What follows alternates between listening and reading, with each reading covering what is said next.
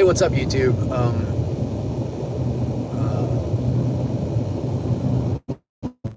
Laura and I are on our way back from a little RV excursion. I was working during the day. I had the good fortune of being able to be remote for the week, so we took a little bit of time, set up her RV. I don't know, a couple years ago, not quite 2 years ago, Laura got an RV as a teacher. It allows her to take the kids on more trips over the summer, and just in general, it's been a fun thing. She takes her own trips, we take trips together. But as I've been thinking about what it looks like, first of all, like super opinionated, right? So camping is intense, and this is definitely steps above whatever that feels like from a comfort level. I mean, we've got a shower and a stove and technically 3 beds, one kind of couch type bed, one bunk kind of bed, and one primary main bed, refrigerator, an outdoor shower. I mean, there's a lot of stuff on this this contraption.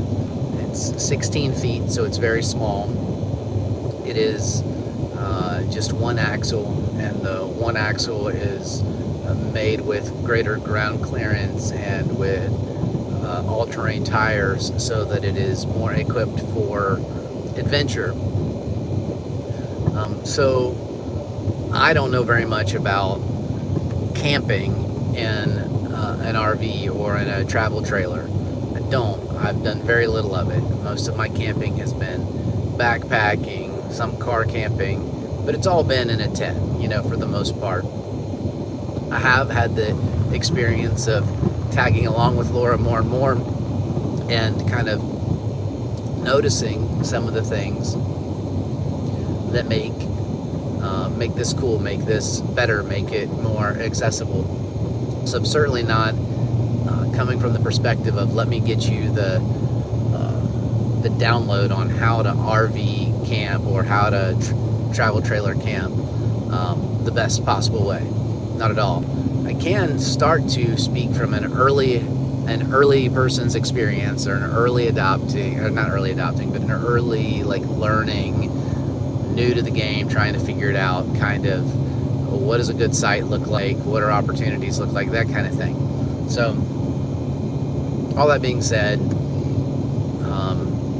my strong preference would be to do what she's done.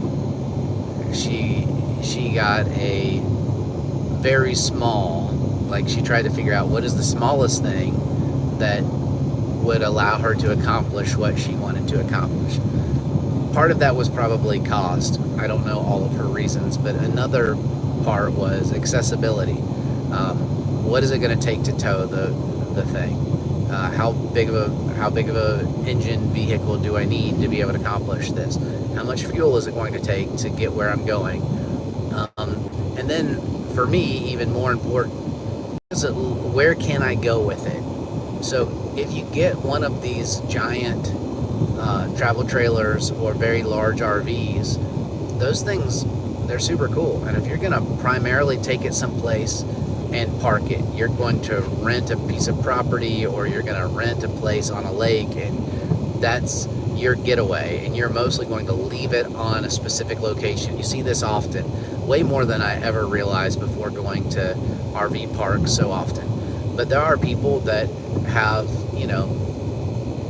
a porch built onto their RV or onto their travel trailer. They're not going anywhere with that joker. It's intended to stay there year over year. They're doing winterization and skirting. They're doing things to maintain that location. So if that's what you're trying to do, or you're going to live out, more power. My parents have a large camper. Because my dad worked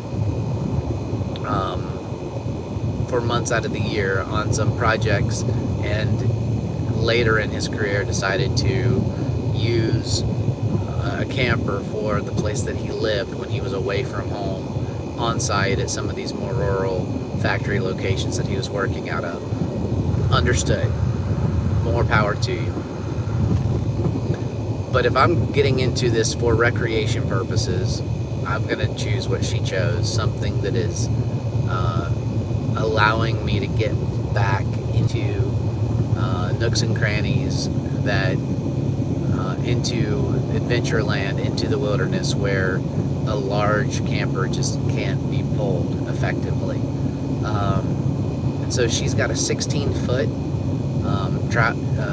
travel trailer that has a lot packed into it. It's very small, but it has what's needed for 3 people really to comfortably, maybe 4, for an adult and 3 children.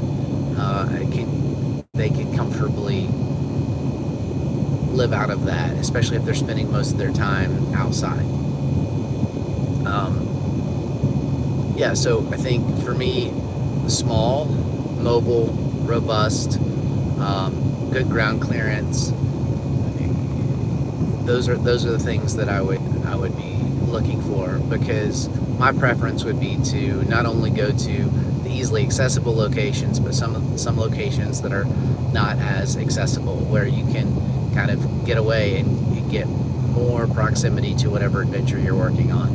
Hey, look, we're gonna be rock climbing, and we don't want to drive every day to the nearest hotel or the nearest campsite, so we're going to set up shop much closer to the location where we're going to be adventuring.